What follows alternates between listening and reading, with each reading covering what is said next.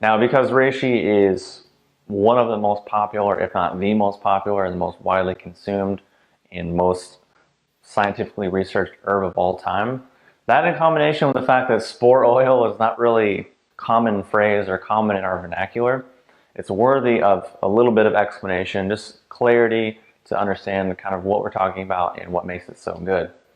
So as the name implies, it is literally the oil made from the spores of reishi mushroom. So what is that and what does that mean?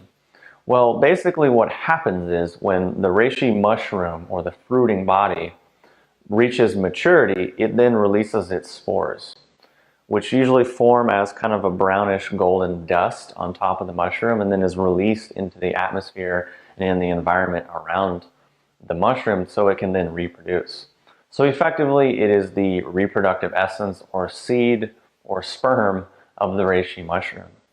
As such, it is extremely concentrated with all of the genetic information of reishi to basically go out and reproduce the organism. And from a chemical standpoint, it's been shown to obviously have polysaccharides and triterpenes and the whole ganoderic acids and essential oils and a whole list of different chemicals. Now, if you were not aware, reishi is known to have over 300 to 400 different active chemicals. Depending on what study you read or what data you reference, it's sort of variable depending on when the study was done, what batch, where they got the stuff, what an analysis.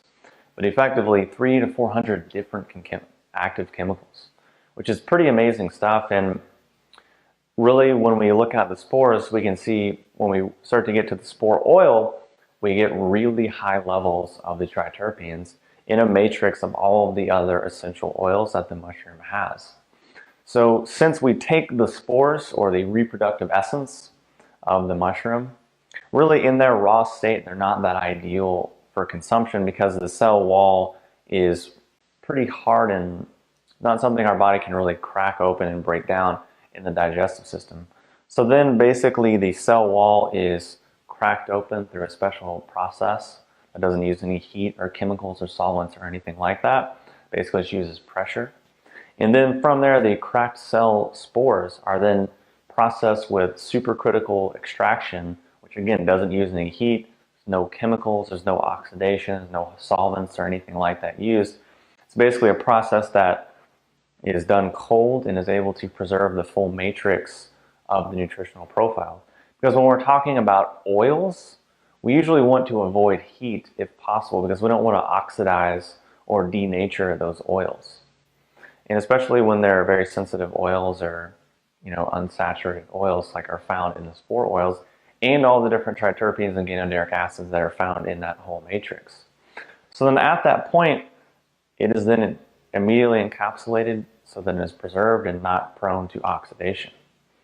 Now, as far as concentration goes and as far as how this amazing golden liquid comes about, essentially, there are 1,000 kilograms of whole reishi fruiting bodies, which then out of that you can get 1 to 3 to 5 kilos of spore powder. Obviously depending on harvest and yield for that year.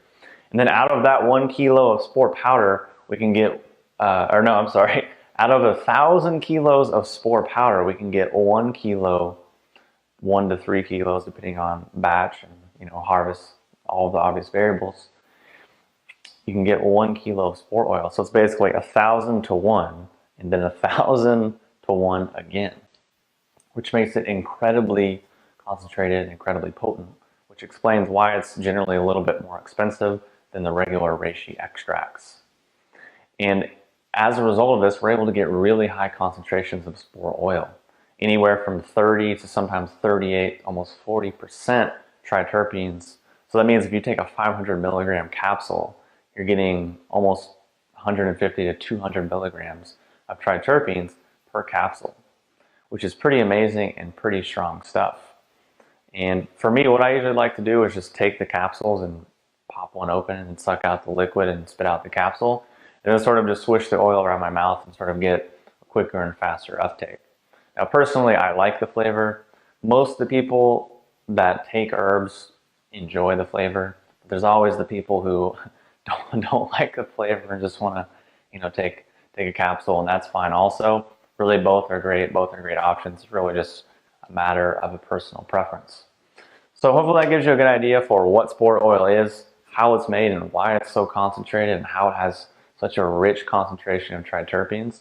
If you want to learn more about how triterpenes are beneficial and or want to learn more about reishi spore oil, definitely click the link below the video and go learn more about that.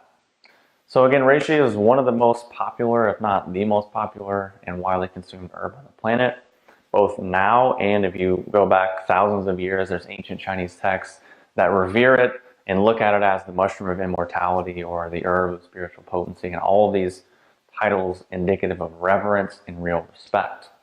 And then in modern times, there's been just boatloads of scientific research that have been done on reishi mushroom. So it's pretty cool stuff, pretty amazing herb in and of itself, which is why I've done dozens and dozens of videos on that one herb and recorded numerous ebooks and audio courses on the same thing. So anyways, click the link below the video, learn more, and I will talk to you soon.